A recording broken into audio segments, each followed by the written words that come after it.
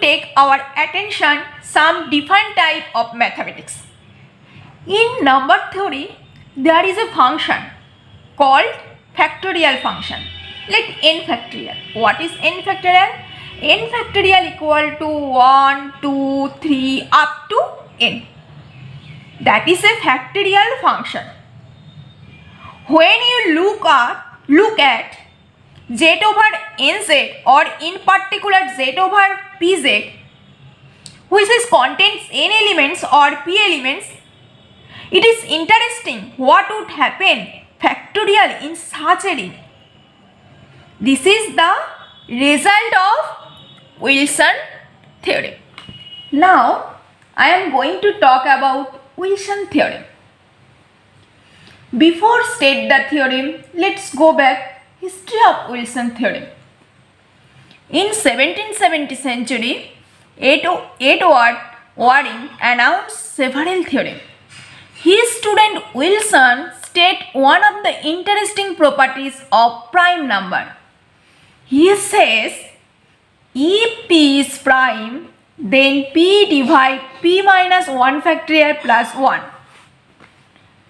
In the congruent notation, I can write it. P minus 1 factorial plus 1 is congruent to 0 modulo p. That imply p minus 1 factorial is congruent to minus 1 modulo p. But Wilson could not prove it. Lagrange gave the first proof. But since Wilson stated the proof, so this theorem is conducted by Wilson theorem. Let first see one example. Say p is any prime, let p equal to 7. Then 7 minus 1 factorial equal to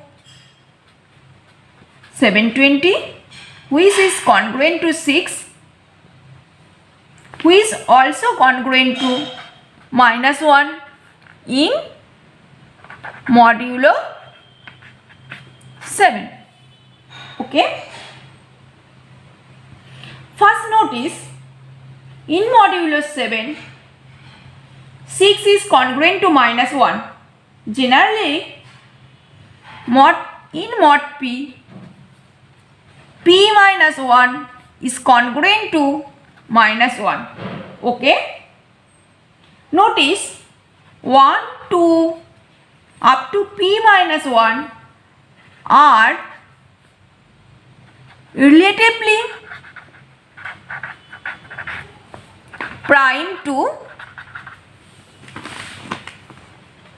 p. Okay. They all have inverse. Notice p equal to 7. The inverse of 2 is 4. That means 2 inverse equal to 4. The inverse of 3 is 5. That means 3 inverse equal to 5. Okay. Finally, 6 is its own inverse.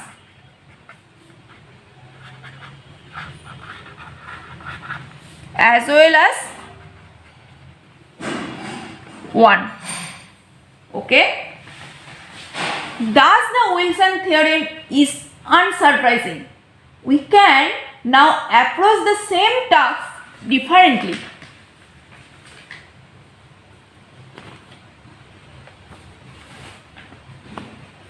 Say p equal to 7. Then 7 minus 1 factorial equal to 6 times 5, 5 times 4 times 3 times 2 times 1. Okay. We can write it 6 times 1 times 4 times 2 times 3 times 5. Okay. then it is similar to 2 inverse times 2 times 5 inverse times 5. We can cancel the inverse. Then it will be 1. Then this is equal to 6 times 1 times 1 times 1, which is congruent to minus 1 modulo 7. Okay. Now let's again come back the statement of the theorem. If p is prime number, then p minus 1 factorial is congruent to minus 1 modulo p. The strategy of the proof: pair up each number with inverse. There are some exceptions.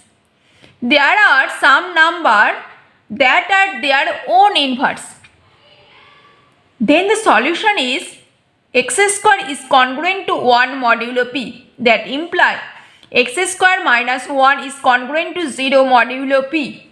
That also implies x minus 1 times x plus 1 is congruent to 0 modulo p. From this line, case 1, x minus 1 is congruent to 0 modulo p. That implies x is congruent to 1 modulo p. That means 1 is its own inverse. Case 2, x plus 1 is congruent to 0 modulo p. That implies x is congruent to minus 1 modulo p. That also implies x is congruent to p minus 1 modulo p. That means p minus 1 and 1 are the own inverse of modulo p. Every other number of modulo p can be paired with different numbers, and this is the very important for Wilson theorem, because Wilson theorem is if p is prime, then p minus 1 factorial always congruent to minus 1 modulo p. What is p minus 1 factorial? P minus 1 factorial equal to p minus 1 times p minus 2 up to 2 times 1 modulo p. We have discussed that all numbers other than 1 and p minus 1 have unique inverse with modulo p. Okay. Then we can pair up all numbers 2 to p minus 2. Okay. So that each pair multiplies gives 1. What will be? This is look like p minus 1 with pair p minus 2 times p minus 2 inverse up to 2 times 2 inverse times 1 with modulo p. Since this is the inverse, then the value will be 1 in the bracket. Then after simplifying, it will be p minus 1 with modulo p, which is congruent to minus 1 modulo p. This is the proof of Wilson theorem. Okay. When you ask, is this theorem apply in general? If n equal to 6, then n minus 1 factorial equal to 5 factorial, which cannot be congruent to minus 1 modulo 6. Okay. That means when n is not prime, that means n is a composite number, then Wilson's theorem does not hold.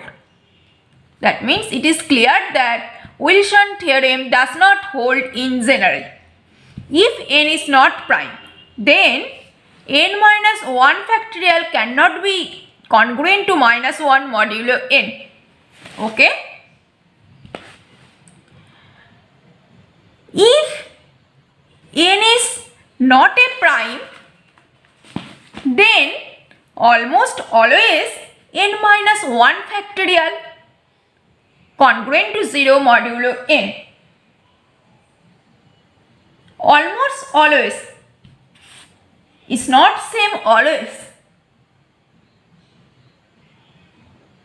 This is at least always hold, but only exception 1 and 2. For 1 and 2, this relation cannot be hold. So here I have written almost always, right? Okay. Let us consider the linear congruence in ZP, where P is a prime number. If you look at the linear congruence, then AX is congruent to B modulo P has a solution when GCD of A and P equal to 1, which I have discussed in my previous video. And this solution is unique solution by Chinese remainder theorem. Further, if P divide A but P does not divide B, then there exists no solution. That means if 0x is congruent to non-zero B, that cannot give any solution. Okay? Right. If P divide A and P divide B, then all elements of ZP has a solution. That means when 0x is congruent to 0 modulo P, then always has a solution. Then all the elements of ZP is a solution. Okay, right. When A not equal to 0 in ZP, then the linear congruence AX congruent to B modulo P has a unique solution in ZP. And this is holds real line, real number, complex number, rational number. In polynomial, if a polynomial in complex, it has exactly d roots. This is called fundamental theorem of algebra. In complex, it has exactly n d roots if the polynomial of degree d. But if the polynomial over R, you may have R roots, where R less than d. Okay? Similarly, Lagrange theorem. Lagrange theorem applicable in ZP. Okay?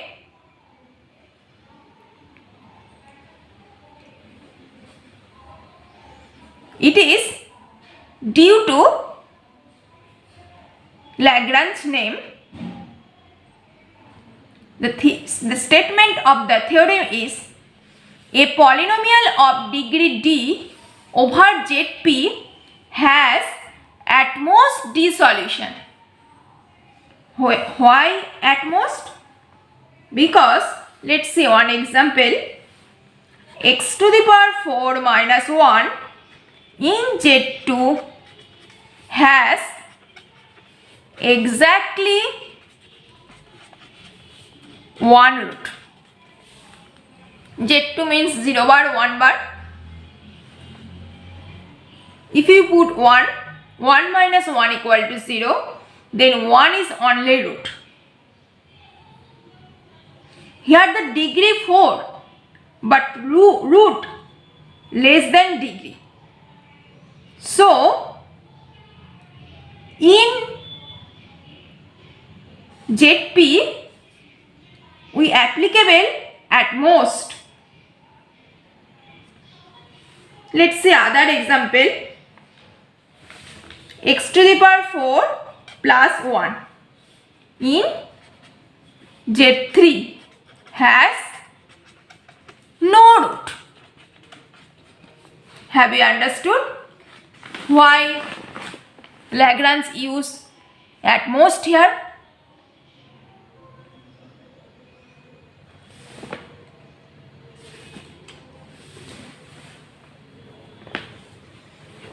And